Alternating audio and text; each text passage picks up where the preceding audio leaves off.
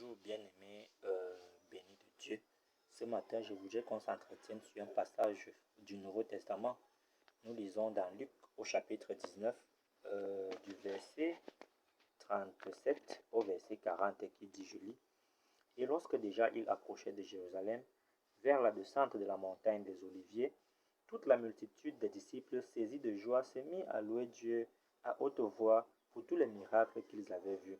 Ils disaient, « Béni soit le roi qui vient au nom du Seigneur, paix dans le ciel et gloire dans les lieux très hauts. » Quelques pharisiens du milieu de la foule dirent à Jésus, « Maître, reprends tes disciples. » Et il répondit, « Je vous le dis, s'ils se taisent, les pieds crieront. » Amen. Bien-aimés dans le Seigneur, une fois de plus, bonjour. Ce matin, je voudrais attirer notre attention sur cela qui se pense indispensable à l'œuvre de l'Éternel.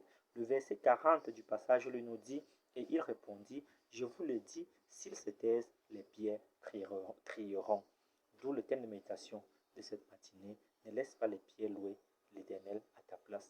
Ne laisse pas les pierres louer l'Éternel à ta place. Oui, bien-aimé peuple de Dieu, nous appelantissons sur ce verset à l'approche de la mort et la résurrection du Seigneur pour tirer les oreilles, pour prévenir ceux-là qui se pensent indispensables à l'Église dans l'œuvre du Seigneur, ceux-là qui passent le temps à saboter l'œuvre du Seigneur, ceux-là qui passent le temps à faire du chantage dans l'œuvre du Seigneur en se disant, si je ne suis pas là, rien ne pourra être, si je ne suis pas là, rien ne pourra se passer, c'est moi qui sais tout, personne ne sait rien. Alors, bien-aimé dans le Seigneur, attention, attention, nul n'est indispensable à l'œuvre du Seigneur. D'ailleurs, les pharisiens ont voulu reprendre la foule qui adulait le Seigneur Jésus-Christ en lui disant, « Maître, reprends tes disciples. » Mais l'Éternel leur a dit, « Si ils se taisent, les pierres crieront. » Comme pour te dire, bien-aimé, en cette matinée, si tu cesses de louer le Seigneur, les pierres le loueront. Comme pour dire, si tu cesses de croire en l'Éternel, si tu cesses d'aller à l'église, l'Éternel suscitera des gens pour te remplacer. Tu n'es pas indispensable à l'œuvre du Seigneur.